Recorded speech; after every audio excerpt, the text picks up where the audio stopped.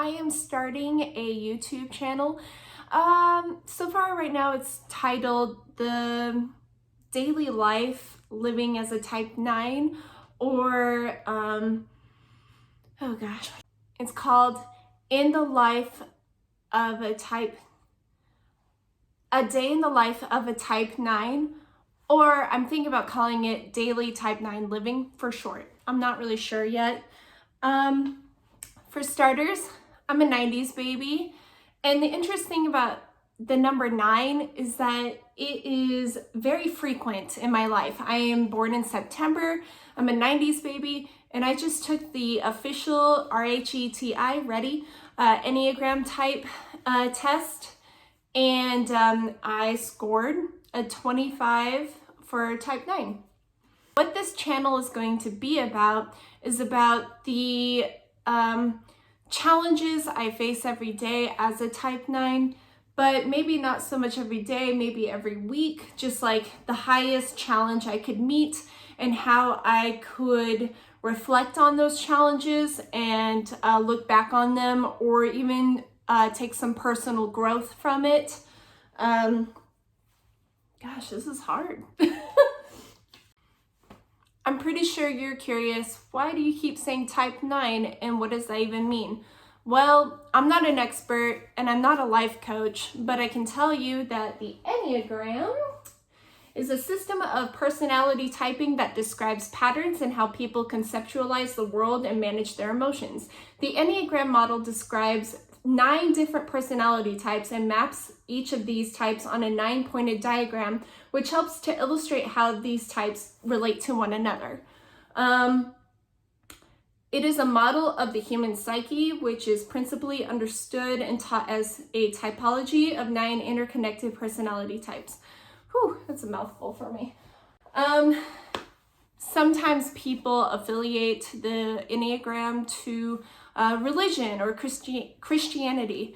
I am not religious by any means. I like to think of myself as I just kind of go with the flow with things. I know it's good in my heart, and I try to share that love with others and try to have good morals and good values. By any means, I'm not using the Enneagram as a religious kind of thing for myself, but more as a tool for personal growth and reflection, and trying to be an all-over better person and trying to recognize when I fall into bad patterns. It also helps me realize who I am and why I do certain things or say things in certain ways or behave differently. So as I said, I scored as a type 9. I'm still figuring out the subtypes. It gets really complex. I haven't dug into the tri-types. I believe I'm more of a 9-wing 1, the dreamer, but I can definitely flutter and balance myself in between a 9-wing 1 and a 9-wing 8. And I would like to think I'm a little bit more of a 9-wing 8 when it comes to work. Because with the Enneagram, not only does it help you manage yourself and your relationships, but it also gives you a little bit of perspective of who you are in your business and how you work. So for starters, I didn't even know what the Enneagram was. Here's the funny thing. Type 9s are kind of lazy. And when my friend first introduced me to the Enneagram, she wanted me to take a test. I've taken the Briggs-Myers test. I think I'm saying that right. I took that test years ago, back before 2015, and I got INFJ. It was really fun to learn at first. It was really interesting, but it didn't really give me much to dive in. I just chose not to. So my friend introduced me to the Enneagram, and she goes, "You should take this test. It's so much better than the Myers-Briggs, and it might actually help you learn who you are." And I thought, okay, yeah, I will take it. It looks interesting, but not now. So, plus I was at work. So then quarantine happened, and here we are in the pandemic, and I thought, okay, what's a good thing to pass the time? I think I'm going to go through all the tabs in my browser on my phone any old photos, any old memes, and clear them all out. So as I'm going through the tabs, I find the Enneagram link that she sent me months ago. And I clicked on it because I never really filled it out. And I thought, I should finally do this. This is interesting. I love personality type things. I think it's really fun getting to know yourself and getting to know others on a deeper, more intellectual, spiritual level. So I did it. And I took the Truity test, the Truity.com test that was free. You could take the test for free and it will give you your result, but as you dig farther into your result, then you eventually have to pay. So I took it and I got a type 9 on there. And I thought, okay, cool. And my second highest score was the type 2, the helper. I didn't think too much else about it. I just thought, okay, that's cool. It is labeled as the peacemaker. Okay, whatever that means. I'm not all that. And so then I started to, I put it aside for like another week or two. Like I got my result and I was like, okay, cool. But then I really started to think about it more. I was like, I actually want to learn a little bit more about what is a peacemaker. So on the Enneagram, the type 9 is in the action center of the Enneagram, but it is the conflicted archetype in the center. Nines control their environment by not allowing others to control them, typically resisting, but in a passive way. Their actions, and frequently lack of action, will be focused on maintaining harmony and peace. And really, it's inner peace. The type 9, the gifts of a type 9, they are agreeable, they are understanding, they are patient, they are supportive, and they are genuine. They are an easygoing, self-effacing type by being receptive, reassuring, agreeable, and complacent. It goes so much deeper than that, and it goes so much further than that. Unfortunately, there's a sin to each type on the Enneagram, and type 9 sin is sloth. It is both their core desire to have the inner peace and not be bothered by having that sloth.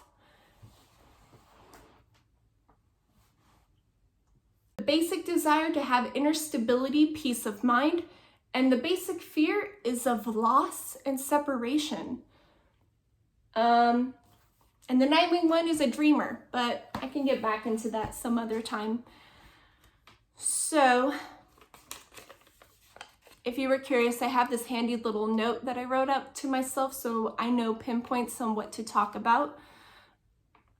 So then I thought, oh my gosh, as the further I learned into it and the further I read about it, I was like, it is me. It is totally me.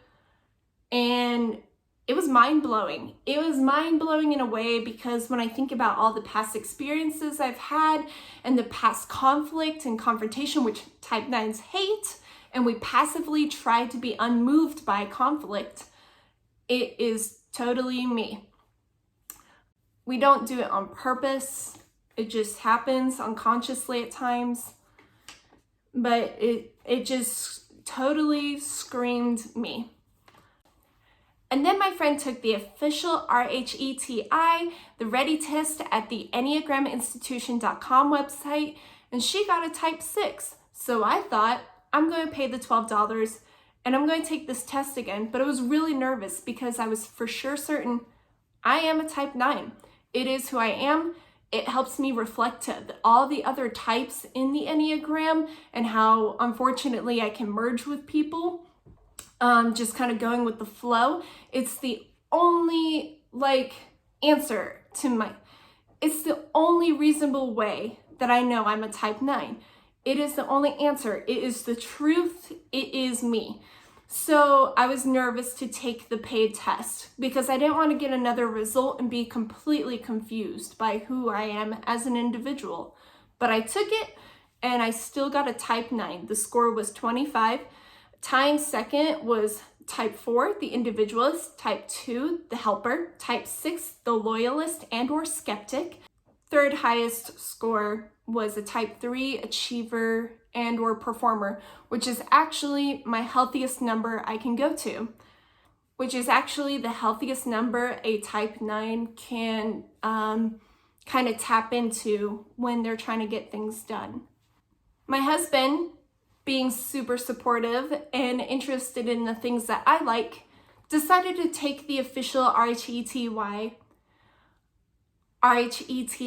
test as well. And he got a type 1, which is the reformer, otherwise known as the perfectionist, type 1. And it totally made sense. So again, it gave me like this crazy realization of my world.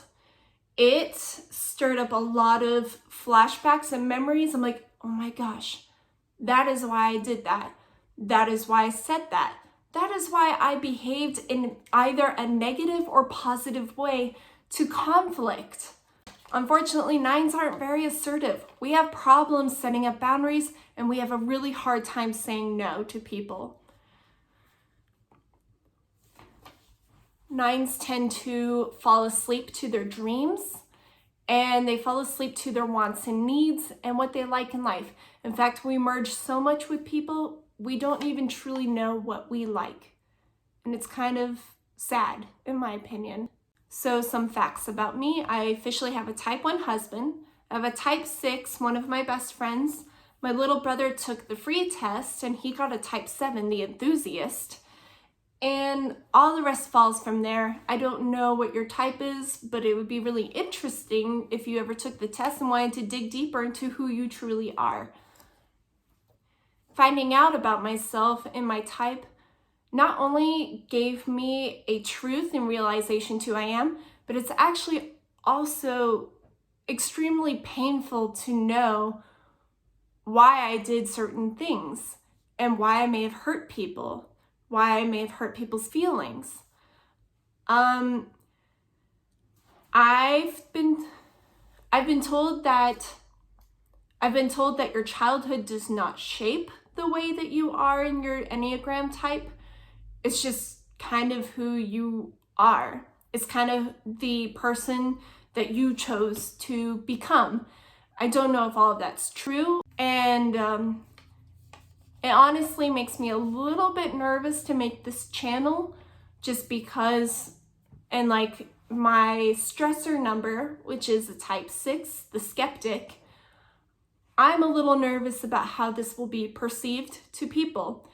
And I really hope that as I make this channel and as I continue to upload videos of my weekly, monthly, whatever experiences, that I will not be persuaded to change my mind.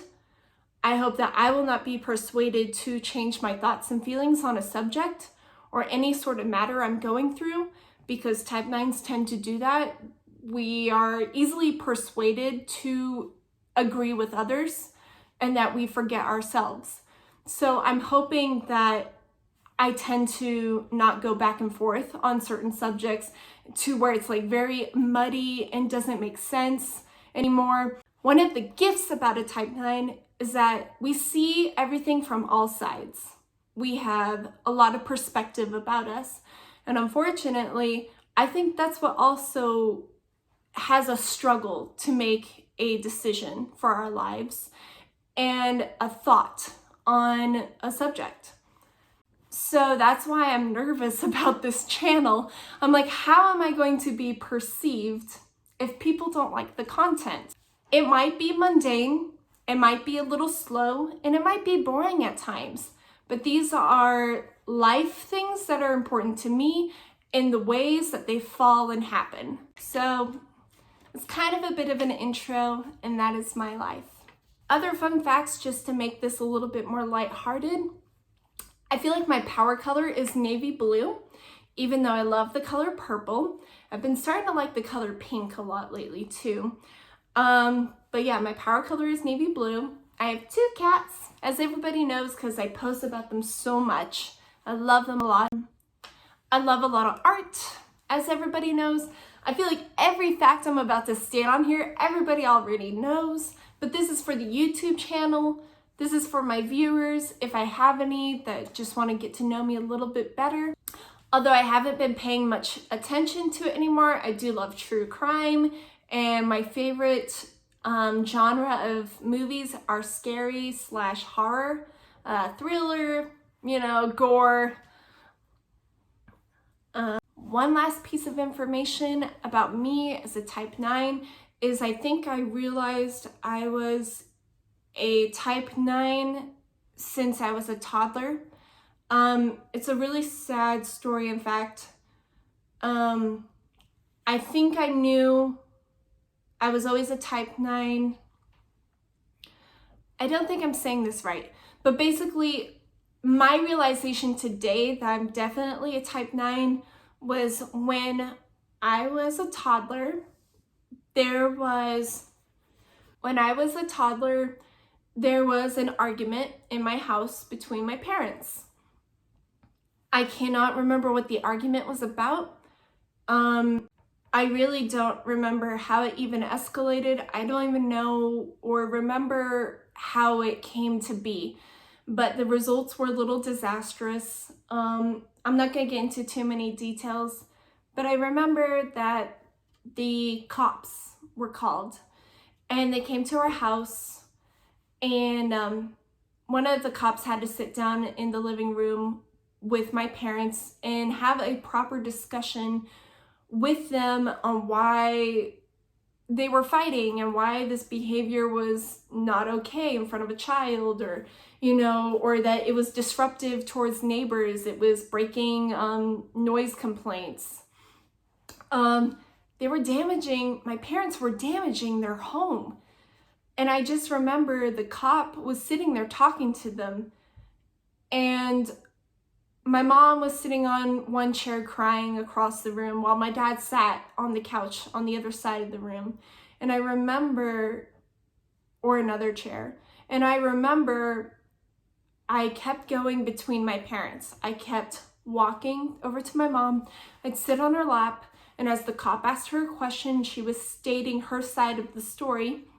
I sat on her lap and I looked up into her tearful face, and I was listening to her. And I was trying to console her.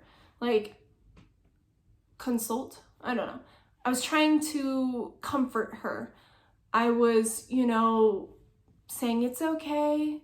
It's okay. Maybe not even vocally, but through my eyes. I was saying it was okay. I remember patting the arm or rubbing it. And then when it came to my father's time to talk, I remember going over and sitting on his lap and staring up in his face while he was having the next part of the discussion. And I kept doing that back and forth until finally it was resolved and the police went home. So that's how I know that I've always been a type 9. Thanks for watching my intro. I hope as I continue my education on the Enneagram and being a type 9, I hope I'm a little bit more confident the further into these videos, and that I can be enjoyable to watch and have my story shared and listened to. Thank you.